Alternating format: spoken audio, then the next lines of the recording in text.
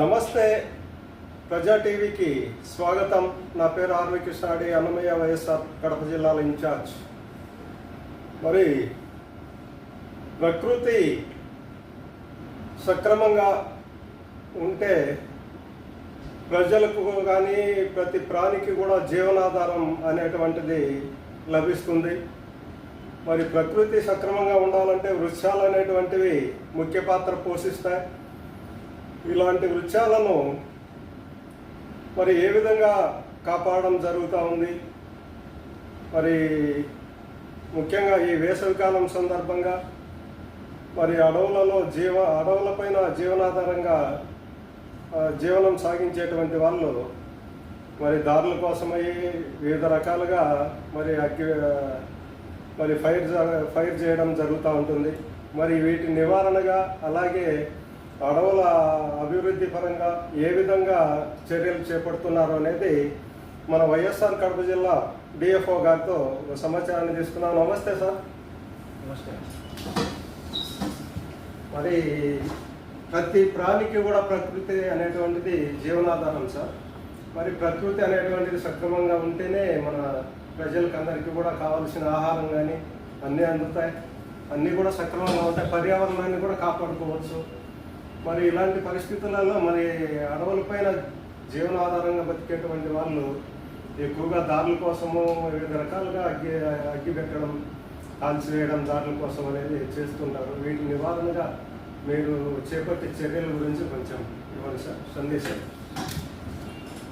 అందరికీ నమస్కారం అండి. ఇప్పుడు కొంచెం దగ్గర నుంచి మనకు ముఖ్యంగా అందరికీ తెలిసే విషయం అంటే ఇప్పుడు ఎండాకాలం, దాంతోపాటు మనకు ఉండే ప్రాంతం రాయలసీమ ఏరియాలో చాలా టెంపరేచర్స్ బాగా ఎక్కువ హైగా ఉంటుంది. దీంతోపాటు వర్షం తక్కువ ఉండడం వల్ల కూడా మనకు డ్రై సీజన్ కూడా చాలా లాంగ్ పీరియడ్గా ఉంటుంది. కాబట్టి ఫైర్ పడే అవకాశం మనకు ఎక్కువ ఉన్నాయి. తర్వాత నెక్స్ట్ దీంతోపాటు ఫైర్ పడితే నష్టం జరిగే అవకాశం కూడా మనకు చాలా ఎక్కువ ఉంటుంది. ఇంకొకటి గుర్తుపెట్టిన విషయం ఏమంటే మన రాయలసీమ ఏరియాలో ఉండే ఫారెస్ట్, దానికి పర్టికులర్గా కడప జిల్లాలో ఉండే ఫారెస్ట్ చాలా పెద్ద ఏరియాలో ఫారెస్ట్ ఉంది మనకు. ఆ ఫారెస్ట్లో రకరకాల జాతీయులు చెట్లు కానీ, గడ్డి కానీ, జంతువులు కానీ, పక్షులు కానీ ఉంటాయి. కాబట్టి అంత ఫైర్ పడి నష్టం అవుతే మనకు చాలా డ్యామేజ్ ఎక్కువ ఉంటుంది. దీన్ని గుర్తుపెట్టుకొని మేము ఫైర్ సీజన్కి స్టార్ట్ అయ్యేకి ముందు నుంచి, అంటే నవంబర్, డిసెంబర్లో మనకు ఫైర్ సీజన్ ముఖ్యంగా స్టార్ట్ అయ్యేది జనవరి నుంచి. జనవరి, ఫిబ్రవరి, మార్చి, ఏప్రిల్, మే 5 నెలలు మనకు ఫైర్ సీజన్ ఉంటుంది. సో మనం నవంబర్, డిసెంబర్లోనే ఫస్ట్ అంటే కొన్ని ఫైర్ ఆపడానికి ముందే మనం కొన్ని ఫైర్ లైన్ యాక్టివిటీస్ అనేది, దాంట్లో గడ్డి కోసేసి ఒక ఏరియాలో ఫైర్ పడితే అది వేరే ఏరియాకి పోకుండా మధ్యలో ఫైర్ బ్రేక్ మాత్రమే క్రియేట్ చేస్తాం. సో అవి క్రియేట్ చేయడం జరిగింది. సెకండ్ అంటే మనకు జనవరి నెల నుంచి ఒక ఫైర్ వాచర్స్ అనేది, అంటే లోకల్ విలేజెస్ నుంచి కొంతమందిని మనం హైర్ చేసుకుని లోకల్గా ఉండే ఫారెస్ట్ స్టాఫ్కి సపోర్ట్గా ఒకవేళ ఫైర్ పడితే దాన్ని ఇమీడియట్గా ఆపాలా, దాన్ని ఆపేస్తే ఒక కాల్సే ఏరియా తగ్గించడానికి ప్రయత్నం చేస్తాము. దానికోసం ఒక దాదాపు 100 పైన ఫైర్ వాచెస్ మనం భర్తీ చేసుకున్నాము ఈ సంవత్సరం. దీంతోపాటు మనకు రెగ్యులర్గా ఉండే forest staff, base camp watchers, strike force watchers అవి అన్నీ కలిపి దాదాపు 200 నుంచి 300 మంది ప్లస్ ఈ ఫైర్ వాచర్ దాదాపు 400 మంది దాకా మనకు ఎప్పటికైనా ఈ ఫైర్ సీజన్లో పూర్తిగా ఫైర్ మీద పనిచేస్తూ ఉంటారు.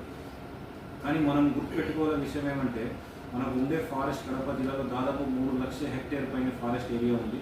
దాన్ని కాపాడుకోవాలంటే 400-500 మందితో సరిపోయే పని కాదు. ఎందుకంటే ఫారెస్ట్ అనేది చాలా పెద్ద ప్రాంతం. ముఖ్యంగా దాంట్లో ఫారెస్ట్ చుట్టుపక్కల ఉండే గ్రామం అనేది వాళ్ళు చాలా కేర్ తీసుకోవాలి. అంటే పబ్లిక్ కోఆపరేషన్ అనేది ఫైర్లో ముఖ్యమైన విషయం.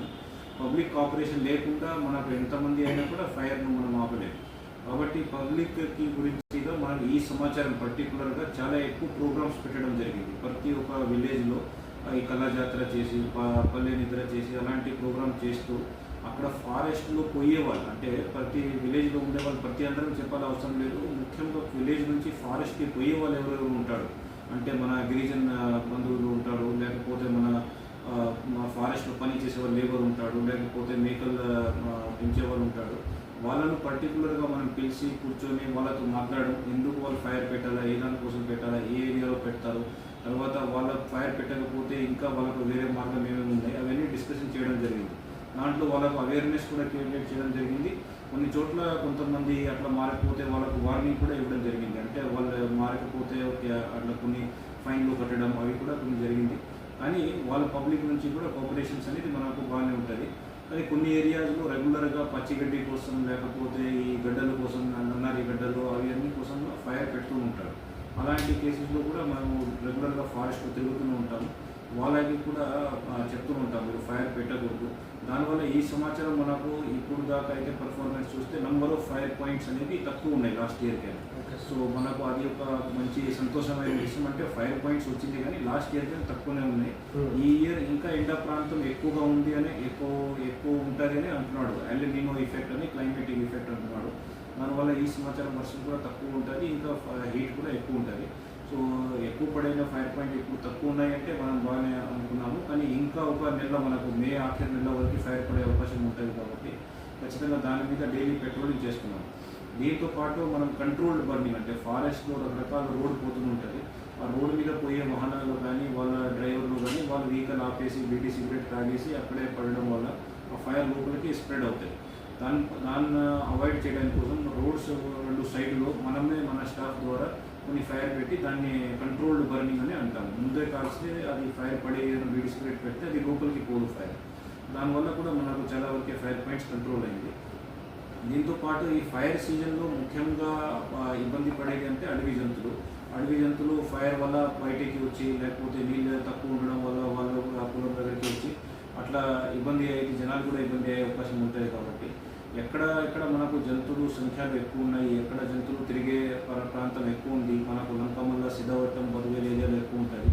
అలాగే మనకు టైగర్ ఉండే జోన్ ఓనిపెంట పూర్మాంగలో కూడా యానిమల్ మూవ్మెంట్ ఎక్కువ ఉంటుంది. కాబట్టి అలాంటి ఏరియాస్లో ట్రాక్టర్స్తో సాసర్ పిట్స్లో వాటర్ నింపుతున్నాం. సో దట్ ఫారెస్ట్ లోపలే అడవి జంతువులు ఫారెస్ట్ వాటర్ తాగేసి ఫారెస్ట్ లోపలికి వెళ్ళిపోతేనే మనకు కూడా జంతువులకి జరిగే నష్టం తక్కువ ఉంటుంది. సో ముఖ్యంగా దీని మీద సమ్మర్ సీజన్ మీద ఫారెస్ట్ డిపార్ట్మెంట్ మొత్తం ఫైర్ అండ్ వాటర్ మీదనే ఉంటాడు. కానీ మనకు ముఖ్యమైన మీడియా ద్వారా కూడా మీ ద్వారా రిక్వెస్ట్ ఏమంటే పబ్లిక్ అంటే బాగా మనం కోఆపరేట్ చేయాలి.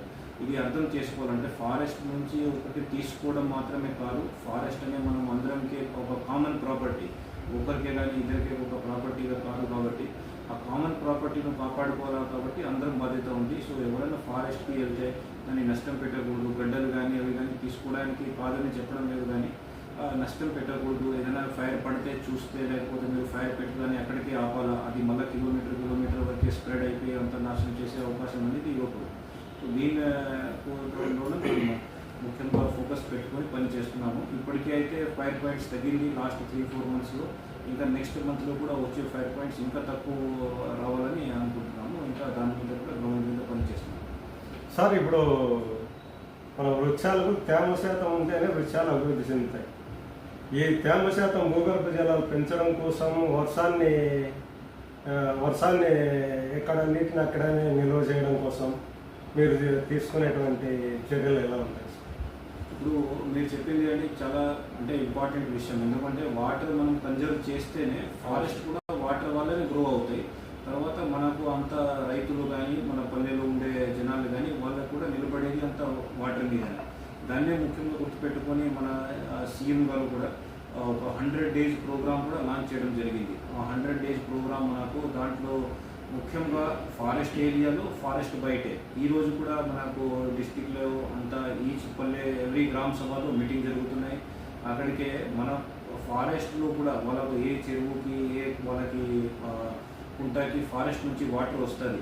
ఆ వాటర్ వచ్చే ఛానల్స్ అంతా క్లీన్ చేయడం, దాంట్లో మట్టి పని చేయడం, సిల్ట్ రిమూవ్ చేయడం, తర్వాత CCT ట్రెంచెస్ కొట్టడం, తర్వాత పర్కోలేషన్ ట్యాంక్స్ కొట్టడం, అవి అన్ని పని నెక్స్ట్ 100 daysలో చేస్తాం.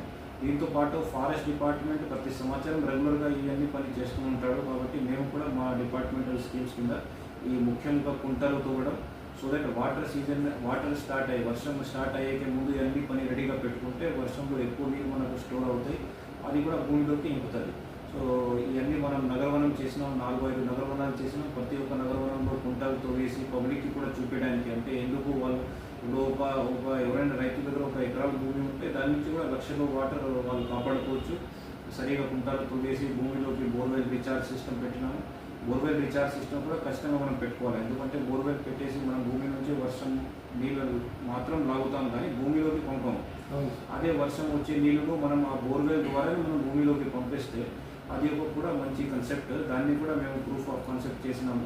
దాంతోపాటు మనకు రకరకాల చెట్లు కూడా పెంచుతున్నాం ఇప్పుడు నర్సరీలో.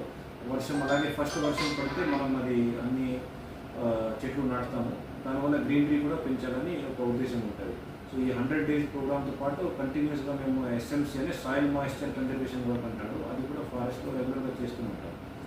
సార్ ఇప్పుడు రైతులు కొంతమంది పొలాలు నాశనం చేస్తాయి, పంట నష్టం చేస్తాయి, వన్యప్రాణులు అనేటువంటి ఆలోచనతో ఈ ఎలక్ట్రికల్ వైర్లు కూడా లాగడం, పొలం చుట్టూ ఇట్లా చేసి వాటిని కూడా కొంచెం నాశనం చేయడం జరుగుతూ ఉంది.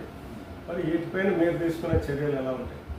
అంటే ఈ మనకు నోటీసులు వచ్చింది మన జిల్లాలో లక్కీగా, అంటే పెద్దగా మ్యాన్ యానిమల్ కాన్ఫ్లిక్ట్ అంటాడు, అంటే జంతువులు మానవ మధ్యలో ఉండే ఘర్షణ అనేది అది తక్కువగానే ఉంది. కానీ మనకు అడవి పంది ఉండే జంతువుతో కొద్దిగా పంటలు నష్టం అవుతున్నాయి అనేది మనకు తెలుసు. మన జిల్లాలో ముఖ్యంగా ఓనిపెంట, దువ్వూరు ఆ మండలం ఏరియాలో, తర్వాత ప్రొద్దుటూరు ఏరియాలో కొన్ని ఈ జింకల వల్ల కొన్ని పంటలు నష్టం అవడం, దాన్ని కాపాడుకోవాలంటే కొంతమంది కరెంట్ లైన్స్ వేస్తారు. కానీ అది ఎప్పుడు తక్కువ, ఎందుకంటే దానివల్ల ఓన్లీ జంతువులకే మాత్రం కాదు మనుషులకు కూడా చాలా డేంజర్ ఉన్నాయి. చాలా మన రాష్ట్రంలో చాలా ప్రాంతంలో, అలాగే ఒక ఏరియాలో ఫారెస్ట్ స్టాఫ్ కూడా ఒక చనిపోయినాడు. ఒక ఏరియాలో ఇంతకుముందు ఒక మామూలుగా కామన్ సివిలియన్ పర్సన్ కూడా చనిపోయినాడు. ఎందుకంటే అవి కనపడవు, కిందికి ఉంటాడు, ఏ టైంలో కరెంట్ వదిలేస్తారో దానివల్ల ప్రాబ్లమే ఉంటుంది. దానికి బదులు మనం అంటే ఫారెస్ట్లో ఏదైనా నష్టం జరిగితే మనం కాంపన్సేషన్ ఇస్తున్నాము. ఏదైనా ఉంటే ఖచ్చితంగా ఫారెస్ట్ పక్కన పొలం ఉంటే నష్టం తక్కువ అయినటివి పంటలు వేసుకోవాలి. లేకపోతే ఏదైనా తక్కువ మైల్డ్ సోలర్ కానీ అలాంటివి కూడా వేస్తే దానివల్ల జంతువులు చనిపోవు. ఒక జస్ట్ ఏదైనా షాక్ ఉంటుంది కానీ చనిపోవు. కానీ ఈ కరెంట్ వైర్ డైరెక్ట్గా వేస్తే అది దానివల్ల చాలా పెద్ద నష్టం ఉంటుంది, మనుషులకు కూడా చాలా డేంజర్స్ ఉంటాయి. సో దాన్ని కూడా మేము అవాయిడ్ చేస్తున్నాము, అవేర్నెస్ క్రియేట్ చేస్తున్నాము. రైతులు కూడా చాలా వరకు కొన్ని కేసెస్లో జంతువులు చనిపోతే మేము కేసు కూడా చేయడం జరిగింది, సీజ్ చేయడం జరిగింది. దాంతోపాటు అవేర్నెస్ కూడా, అంటే ఎలక్ట్రికల్ డిపార్ట్మెంట్కి కూడా లెటర్ రాస్తున్నాము. ఎక్కడ ఓపెన్ వైర్స్ ఉన్నాయి, ఎక్కడెక్కడ ఇల్లీగల్ కనెక్షన్స్ ఉన్నాయి, అవి అన్నీ తీసి దాని మీద చర్యలు తీసుకోవాలని ఎలక్ట్రిసిటీ డిపార్ట్మెంట్ నోటీసులు కూడా పెట్టినారు. సార్ మీరు చివరిగా మీరు ఈ వృక్షాలు పెంచడం కోసం మీరు తీసుకునేటువంటి చర్యలు ఏ విధంగా ఉన్నాయి? వృక్షాలు పెంచడం కోసం అంటే మనకు ముఖ్యంగా ఇప్పుడు ఈ ఇప్పుడు ఉండే సీజన్లో మేము కడప డిస్ట్రిక్ట్లో అంటే ఏం చేస్తున్నామంటే ఇప్పుడు సీడ్ కలెక్షన్ చేస్తున్నాం. లాస్ట్ ఇయర్ కూడా మేము కడపలో 21 మార్చి తారీఖును ఒక Kadapa native forest restoration project launch చేయడం జరిగింది.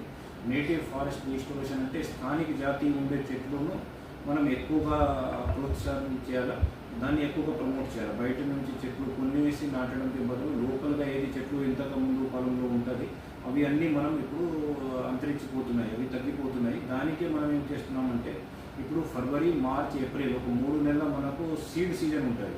ఆ చెట్లు అన్ని సీడ్స్ ఇస్తాయి. సో అన్నీ ఇప్పుడు సీడ్ మీద ఎక్కువ ఫోకస్ చేస్తున్నాము. సో సీడ్ కలెక్షన్ చేసి ఫారెస్ట్ నుంచి రకరకాల వెరైటీ సీడ్ కలెక్షన్ చేసి దాన్ని నర్సరీలో, బెడ్స్లో కానీ బ్యాగ్స్లో వేస్తాము. వేసిన తర్వాత 3-4 monthsలో జర్మినేషన్కి అది మనకు 4-5 monthsలో ఉంటాయి. సో మనకు అవి అక్టోబర్, నవంబర్లో అవి ప్లాంటేషన్కి రెడీగా ఉంటుంది. అలాగే లాస్ట్ ఇయర్ మనకు సీడ్ కలెక్ట్ చేసి పెంచే మొక్కలు కూడా ఇప్పుడు నర్సరీలో రెడీగా ఉంది. వర్షం పడితే అవన్నీ నాటేస్తాం. సో దానికి మనకు స్టేట్ గవర్నమెంట్ కూడా 50% గ్రీన్ కవర్ అనే టార్గెట్ పెట్టుకున్నాడు మన సీఎం గారు ఆదేశాల ప్రకారం.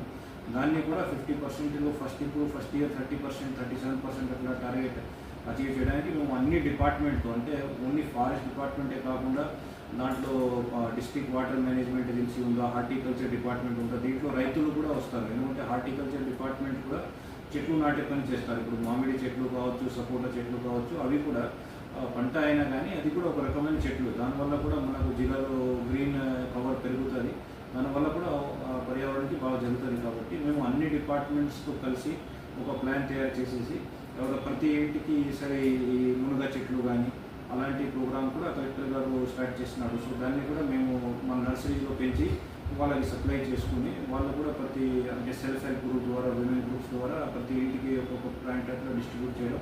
ఇవన్నీ ప్లాంటేషన్ సీజన్ వచ్చినప్పుడు అన్నీ మనం చేస్తాం. దానివల్ల ముఖ్యంగా అంటే పబ్లిక్ కోఆపరేషనే మనకు, ఎందుకంటే ఫారెస్ట్ మనకు ఒక లిమిటెడ్ ఏరియాలో ఉంది, ఒక 30% ఏరియా జిల్లాలో ఫారెస్ట్. ఆ 30%కి మనం బయటకి పోవాలంటే 50% చేయాలంటే 20% బయటే ఉండాలి. అవి అంతా మనకు ప్రైవేట్ ల్యాండ్స్ ఉన్నాయి, విలేజ్ ల్యాండ్స్ ఉన్నాయి, ఫార్మర్ ల్యాండ్స్ ఉన్నాయి, పంచాయతీ ల్యాండ్స్ ఉన్నాయి. దాంట్లో మేము అన్ని డిపార్ట్మెంట్ కోఆపరేట్ చేయాలి. ఇది ఓన్లీ ఒకటి ఫారెస్ట్ డిపార్ట్మెంటే కాదు. కానీ మేము ఏం చేస్తామంటే చెట్లు సప్లై చేస్తాము, మన నర్సరీ నుంచి చెట్లు సప్లై చేస్తాము. వాళ్ళ రిక్వైర్మెంట్ని బట్టి ఎవరికి ఫ్రూట్ ప్లాంట్ కావాలో వాళ్ళకి ఫ్రూట్ ఇస్తాము, ఎవరికి నీడ ఉండే చెట్లు కావాలో వాళ్ళకి నీడ ఇస్తాము, ఎవరికి మంచి న్యూట్రిషన్ ఉండే చెట్లు కావాలో అవి ఇస్తాము, ఇంట్లో ఉండే వాళ్ళకి ఏదైనా చిన్నగా పెరిగే చెట్లు ఉంటే అవి ఇస్తాము. సో అట్లాంటి రకరకాల చెట్లు మేము మన నర్సరీ నుంచి సప్లై చేస్తాము. సార్ ఇప్పుడు పచ్చులు ఎక్కువగా